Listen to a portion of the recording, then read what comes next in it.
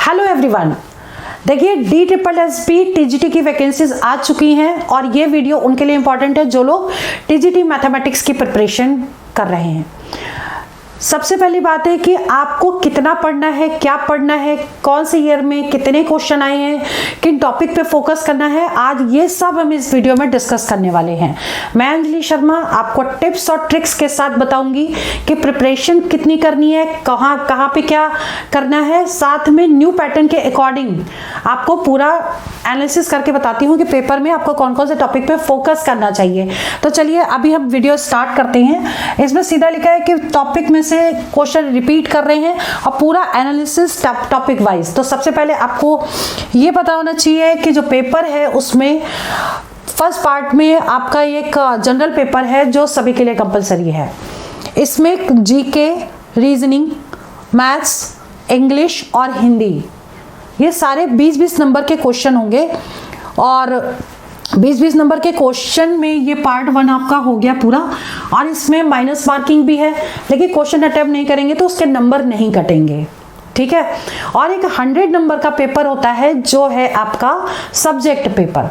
अगर TGT maths के लिए भरा है तो TGT मैथ्स का सब्जेक्ट आपका ग्रेजुएशन लेवल तक आ रहा है। अब इसमें पैटर्न में कुछ चेंजेस भी किए गए थे। कौन से टॉपिक पे इसका लेवल बहुत अच्छा खासा हाई कर दिया गया है, तो आपको पैटर्न और स्ट्रैटेजी हर चीज पे फोकस करना पड़ेगा। बहुत ज्यादा पढ़ने से सिलेक्शन नहीं होता, आप टू द पॉइंट और जितना इंपॉर्टेंट पोर्शन है सिर्फ उस पर फोकस करिए, तभी आपका सिलेक्शन होगा। अभी आप ये मान के चलिए कि अभी स्टार्ट करते हैं TGT मैथ्स में। आपका देखिए सेक्शन 1 है, सेक्शन 2, मतलब सेक्शन हमने क्यों लिए हैं यहाँ पर। एक हो गया कि ये वाली मैथ्स हो गई बेसिक वाली। Basic maths means 10th level तक की मैथ्स जो सभी के लिए कंपलसरी है। 10th लेवल में टॉपिक कौन कौन से आते हैं, जैसे मान लीजिए मैं आगे इसमें लिख देती हूँ, इसमें बताती हूँ। जैसे कि जनरल टॉपिक है, नंबर सिस्टम हो गया, ठीक है। और दूसरा टॉपिक है आपका नंबर सिस्टम के साथ है HCF LCM हो गया। उसके बाद आपका टॉपिक आ गया एवरेज हो गया। इसके बाद नेक्स्ट है आपका time and distance, time and work, time and distance, time and work. इसके बाद पार्टनरशिप,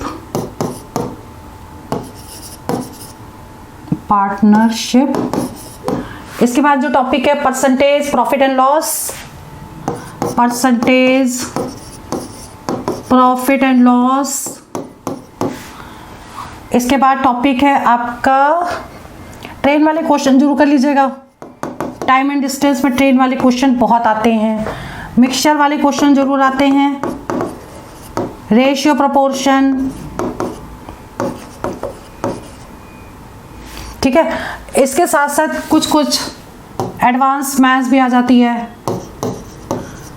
थोड़ा सा ट्रिगो, थोड़ा सा ज्योमेट्री और थोड़ा अलजेब्रा, ठीक है। ये तो आपका इसमें से क्वेश्चन आपके मेन सब्जेक्ट में भी आ सकते हैं और ये इसमें भी आ सकते हैं जो आपके ये जनरल पेपर है उसमें जो आ रहे हैं। तो ये तो आपको प्रिपरेशन करनी ही करनी है, मतलब ये टॉपिक तो आपको जरूर पढ़ने हैं। अब बात करते हैं कि क्वेश्चन ज्यादा किस में से आते हैं, ये चीज ध्यान दीजिए। इसके बाद जो नेक्स्ट है आपका, देख लीजिए इसमें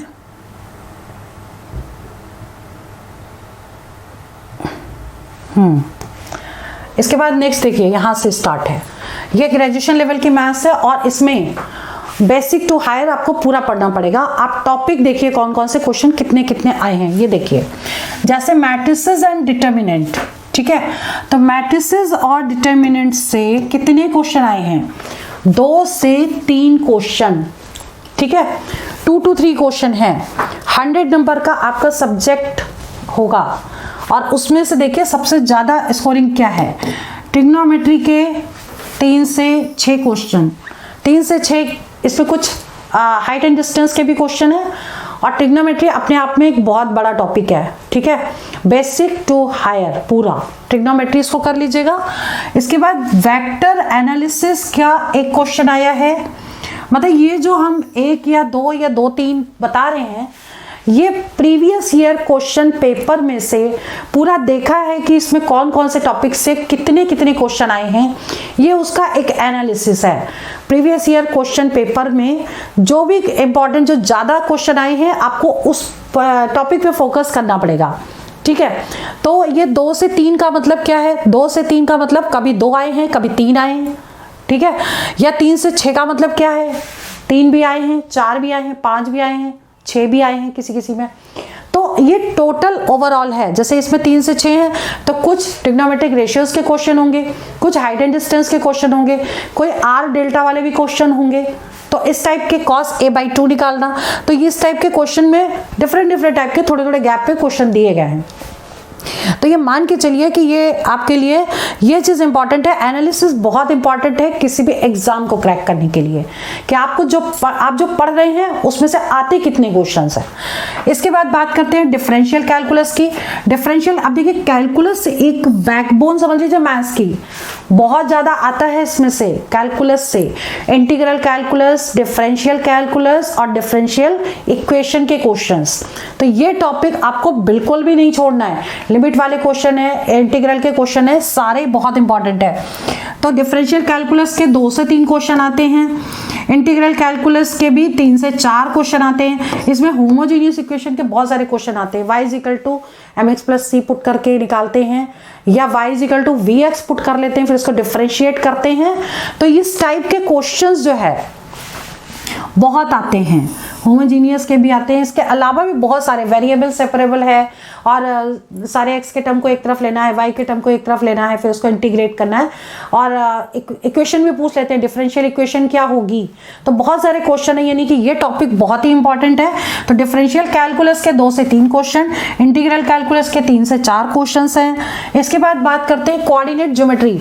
अब कोऑर्डिनेट ज्योमेट्री में भी देखिए 2D और 3D दोनों बहुत ध्यान से करनी है, 2D और 3D, और बहुत सारे क्वेश्चन है। डायरेक्शन कोसाइन निकालना, डायरेक्शन रेशियोज निकालना, l² + m² + n² = 1। तो इस टाइप के क्वेश्चन जो है वो आएंगे, मतलब ये टॉपिक मोस्ट इंपॉर्टेंट है, इसको हमें बिल्कुल भी नहीं छोड़ना है, ठीक है। और इसके बाद बात करते हैं अलजेब्रा की। अलजेब्रा में से 2 से 4 क्वेश्चन आते हैं। 2 से 4 क्वेश्चन, कभी 2 आ गए, कभी 3 आ गए, कभी 4 आ गए। तो ये टॉपिक भी इंपॉर्टेंट है, इसको बिल्कुल नहीं छोड़ना है, ठीक है। डिफरेंशियल इक्वेशन के क्वेश्चन देखिए 3 से 4 बहुत सारे क्वेश्चन बनते हैं इससे डिफरेंशियल इक्वेशन के ग्रेजुएशन लेवल में। तो ये चीज़ आपको ध्यान देनी पड़ेगी कि आपको कौन से टॉपिक पे फोकस करना है, यानी ये टॉपिक आपको बिल्कुल भी नहीं छोड़ना है।